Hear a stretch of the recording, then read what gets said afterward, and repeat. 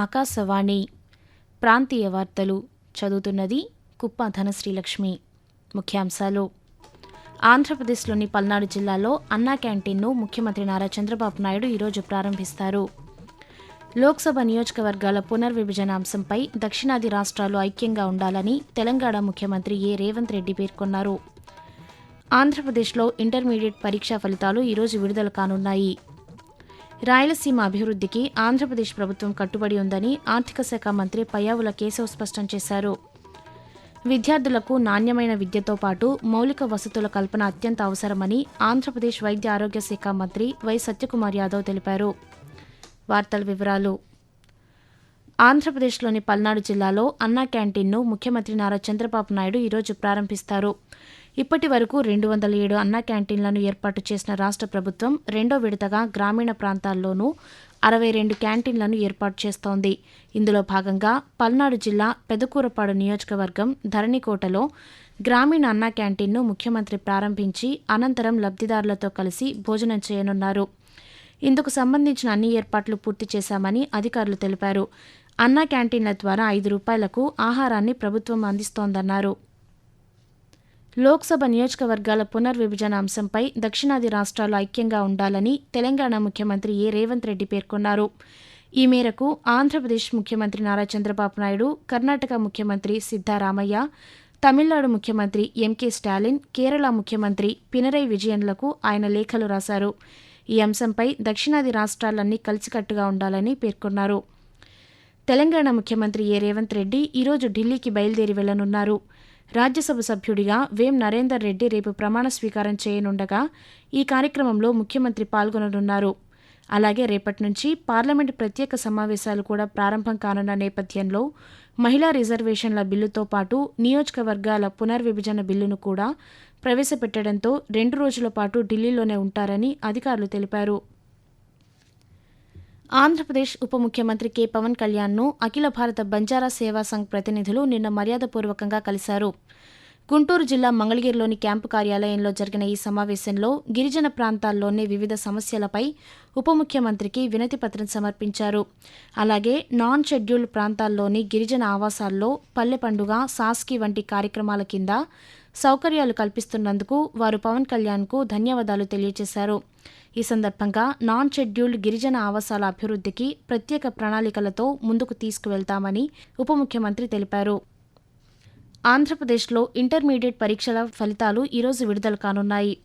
ఈ మేరకు విద్యాశాఖ మంత్రి నారా లోకేష్ సామాజిక మాధ్యమం ఎక్స్ వేదికగా నిన్న వెల్లడించారు. ఈరోజు ఉదయం 10:30 నుంచి ఫలితాలు అందుబాటులో ఉంటాయని తెలిపారు.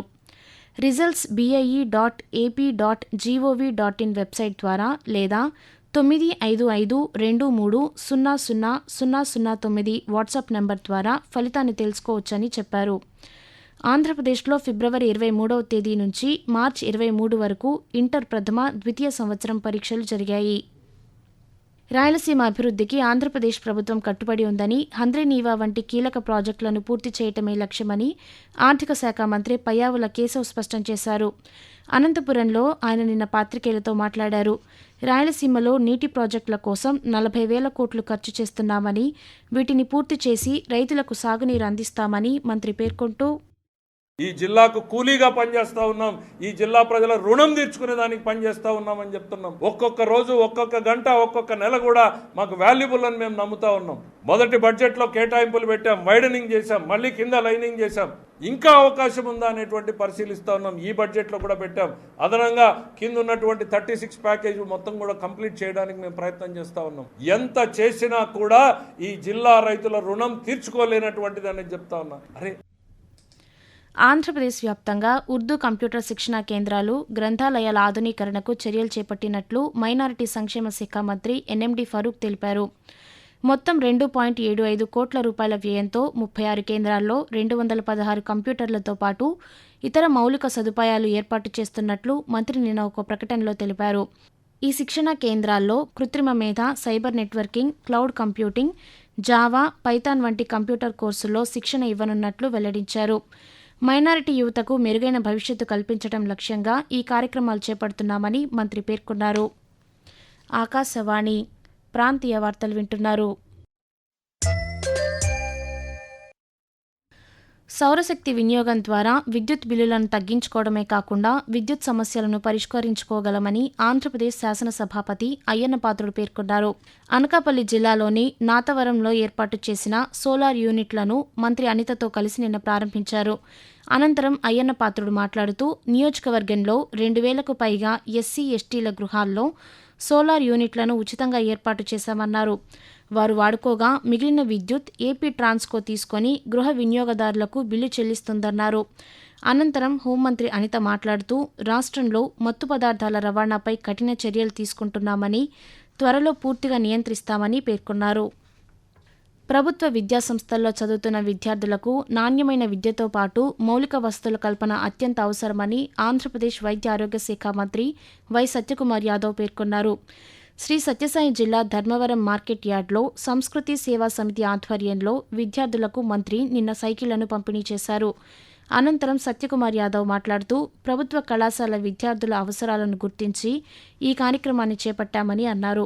సివిల్స్ కోచింగ్, బ్యాంకింగ్, ఇతర పోటీ పరీక్షలకు ఉచిత శిక్షణ అందిస్తున్నామని మంత్రి పేర్కొంటూ 28 మందిని ఎంపిక చేసి సివిల్స్ కోచింగ్ ఇప్పిస్తాం ఉచితంగా 2 సంవత్సరాల పాటు. ఉచితంగా ఉండడానికి వసతి, భోజన వసతి కల్పిస్తాం. మీ కుటుంబం గురించి మర్చిపోండి, కేవలం చదువు మీద దృష్టి పెట్టి చదవాలి, నేను ఐఏఎస్, ఐపీఎస్, ఐఎఫ్ఎస్, ఐఆర్ఎస్ కావాలి అనే ఉద్దేశంతో మీరు పాలసీలు చేస్తూ ధర్మవరం నియోజకవర్గానికి ఉపయోగపడేలాగా ఉండాలనే ఉద్దేశంతో సివిల్స్ కోచింగ్ మొదలు పెట్టాం.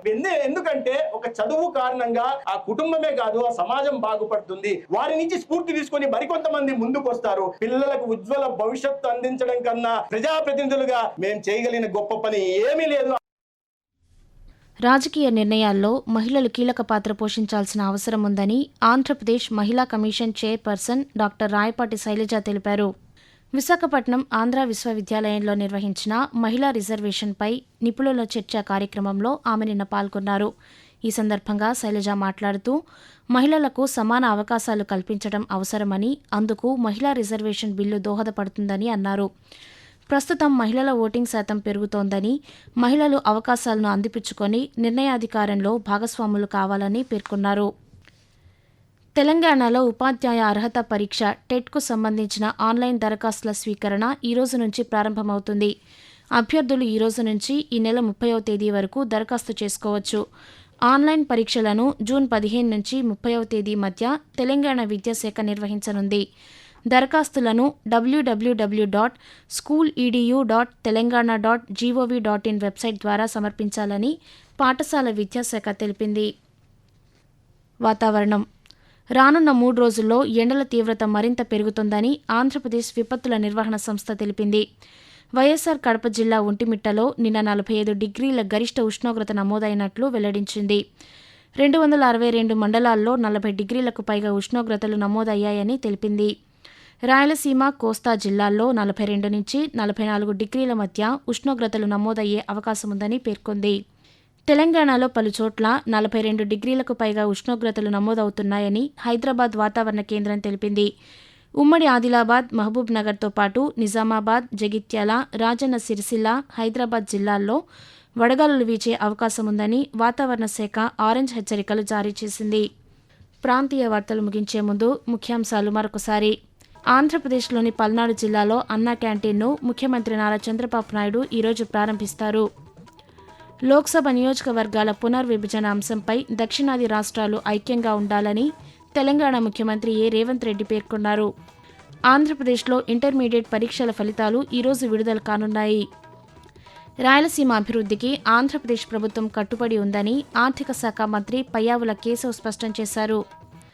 విద్యార్థులకు నాణ్యమైన విద్యతో పాటు మౌలిక వసతుల కల్పన అత్యంత అవసరమని ఆంధ్రప్రదేశ్ వైద్య ఆరోగ్య శాఖ మంత్రి వై సత్యకుమార్ యాదవ్ తెలిపారు. ఆకాశవాణి ప్రాంతీయ వార్తలు ఇంతటితో సమాప్తం.